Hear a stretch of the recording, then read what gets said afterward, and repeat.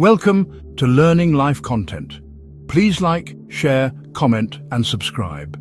Your support helps us grow and motivates us to bring you more fascinating and enriching stories. He arrives not as a man, but as a sound. Like the first breath of creation, the voice of the gods stirring the restless Aegean. The waves crash against the ancient cliffs, carrying with them the memory of stories older than stone. A voice on the Aegean wind, whispering across the wine-dark sea that once bore the ships of heroes and the wrath of Poseidon. Each gust is a fragment of myth, echoing the songs sung beneath Mediterranean stars, where mortals and immortals once mingled. Homer, his name alone, conjures the shadow of a poet whose words shaped the destiny of gods and men, a figure carved in legend as enduring as marble. Less a person, more a resonance that has shaped Western storytelling for nearly 3 millennia. His presence lingers in the stones of ancient amphitheatres, where the echoes of his verses once soared, binding communities in awe and wonder beneath the open sky. He is the original storyteller, the wellspring of our narrative art, whose tales were strummed on lyres and passed from bard to bard, weaving the fates of mortals and the whims of Olympian gods into a tapestry of song.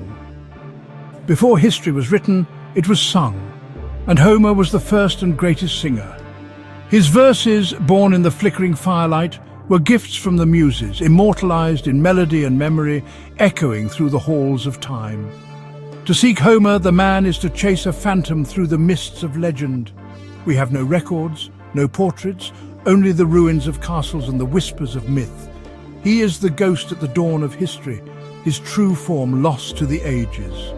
Was he one man, a brotherhood of poets, or a sacred title passed down through generations? The questions are as old as the poems themselves, carved into stone and memory, forever unanswered yet endlessly pondered. The Greeks imagined him as a blind poet, his eyes closed to the world but open to the cosmos of myth within. In darkness he saw the birth of heroes and the wrath of gods, his inner vision illuminating the epic stage of legend. His blindness, whether real or symbolic, became the heart of his legend, suggesting a seer who gazed not outward but inward, guided by divine inspiration. Through this inner sight, he revealed the truths of the human soul and the mysteries of fate. Homer's power lies not in describing a world, but in conjuring one, inviting us to listen as ancient musicians once did, their melodies weaving the fabric of myth, their harmonies summoning gods and mortals to the same stage. We begin not in search of a man, but a monumental voice. One that rises from temple ruins and sacred groves, a voice that shaped the very language of legend and the soul of a civilization. A force of nature, the alpha of our literary alphabet, whose words thunder like storms and shimmer like lightning, igniting the imagination of all who dare to listen. To understand our stories of courage, those ancient tales of warriors and wanderers, of gods and mortals, we must look to the source from which all rivers of myth flow. Love, as sung by poets and immortalized in the embrace of heroes and heroines and homecoming, the longing that drives Odysseus across the endless sea, the yearning that echoes in every heart. We must first listen to the echoes of that primordial song, the music of Homer, still resounding in the ancient theatres and in the soul of every story ever told. Who was Homer? The question lingers unsolved for centuries. 7 cities claimed him, but none could prove it. Was he a court poet, a wandering bard, a teacher? Theories abound, evidence is scarce. Even his name is debated, hostage, or he who fits the song together. Some say Homer was not one person, but many, a brand for epic poetry. The Homeric question asks, did one mind create both thee and thee, or were they the work of generations? The uncertainty only enhances his legend. He becomes the voice of a culture, not just a man. Imagine him, a blind old poet on a sunlit shore, weaving the fate of nations for fishermen and farmers. We are left with a shadow, a silhouette at history's dawn. What matters is not the hand that held the lyre, but the song that was played. The poems exist, they are powerful. They have shaped the world. The singer may be a ghost, but the song is immortal. This isn't the story of the Trojan War, it's the story of Achilles' rage. It opens in the 9th year of the siege with a furious quarrel between Achilles and Agamemnon. Sing, goddess, the anger of Achilles, the poem commands, and so it unfolds. Achilles withdraws from battle, Greek fortunes plummet, and pride brings ruin. The year is drenched in blood and sorrow, unflinching in its portrayal of war's horrors. Behind the epic clashes are real fragile humans. Hector's farewell to his family is heartbreak in its purest form. The gods meddle, capricious and petty, turning mortals into pawns in their cosmic games. The climax isn't Troy's fall, but the resolution of Achilles' rage. After Patroclus' death, Achilles' grief scorches the earth. He kills Hector, then desecrates his body. But the poem ends quietly. Priam begs for his son's body, and Achilles, moved by shared sorrow, relents. Two enemies weep together. Rage spent, humanity restored.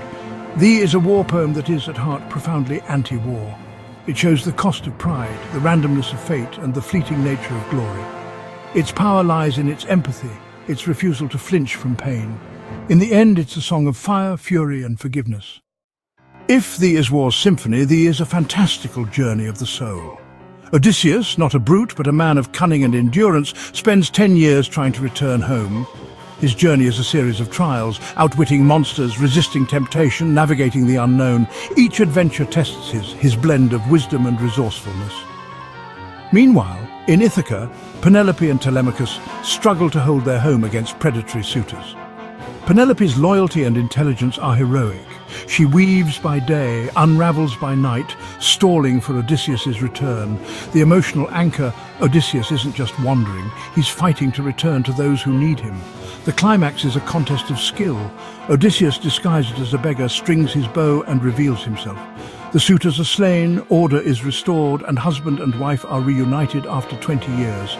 This is the archetypal story of the long road home. It's about survival, identity, and the power of perseverance. It's a tale of wonder, but also of belonging. In the end, it's not just a return, it's a restoration. Homer's epics are monumental. 16,000 lines for thee, 12,000 for thee. Originally, they were performed, not read, recorded on long papyrus scrolls, divided into 24 books for each Greek letter. The language is a unique blend, Homeric Greek, never spoken in daily life, but crafted for epic poetry. This fusion hints at a long oral tradition, not a single author. The structure is sophisticated, the begins in medias res, the uses flashbacks and parallel narratives. Odysseus' adventures are told by Odysseus himself, making him the hero of his own story. Homer's detail is encyclopedic, catalogues of ships, rituals and combat. For ancient audiences, these details built a believable world and preserved cultural memory. The epics were more than entertainment, they were a record of a vanished age. Every line is packed with information, ritual and myth. The poems are as much encyclopedias as they are stories. Their secrets lie in their structure, language and depth. Imagine a world without writing, where all stories lived in memory and song. Homer's epics were performed aloud, chanted to the lyre, not read in silence. The bard was a performer, a news anchor, a priest, holding audiences spellbound for hours. Repetition was key. Epithets like swift-footed Achilles and rosy-fingered Dawn were mnemonic tools. These phrases fit the meter, giving the bard time to recall the next line.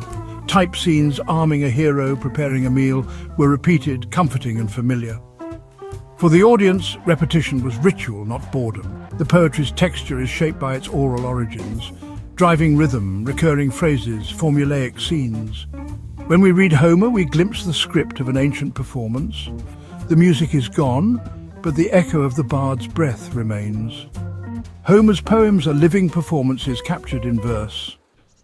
Homer's world is a place of vivid contrasts, gritty human reality and glittering divine chaos. The sweat of warriors, the grief of widows, the salt of the sea. His descriptions are tactile and real. Yet above it all, the gods bicker and meddle, powerful but flawed, shaping mortal fate on a whim. Heroes are not masters of destiny, they strive against odds, knowing their lives are fragile. Their greatness lies in courage, not invincibility. The Homeric hero is complex. Achilles, both mighty and petulant, Odysseus, clever and prideful. These are not saints, but flawed humans whose struggles define them. The blend of gods and mortals creates a unique moral landscape where fate, pride and suffering intertwine. Greatness and brokenness are two sides of the same coin. Homer's world is timeless, a drama of ambition, suffering and the search for meaning. The gods behave like humans. Humans strive for godlike glory. It's a world where every struggle is both epic and deeply personal. Homer's epics were the foundation of Greek civilization. They weren't just stories, they were the curriculum, the moral code, the shared language. Young Greeks memorized Homer, learning not just words but values. Excellence, honor, hospitality. The heroes became role models, Achilles for courage, Odysseus for cunning, Penelope for loyalty. The poems united the Greek world, providing common ground for city-states often at odds. Even Alexander the Great slept with the under his pillow, seeing himself as a new Achilles.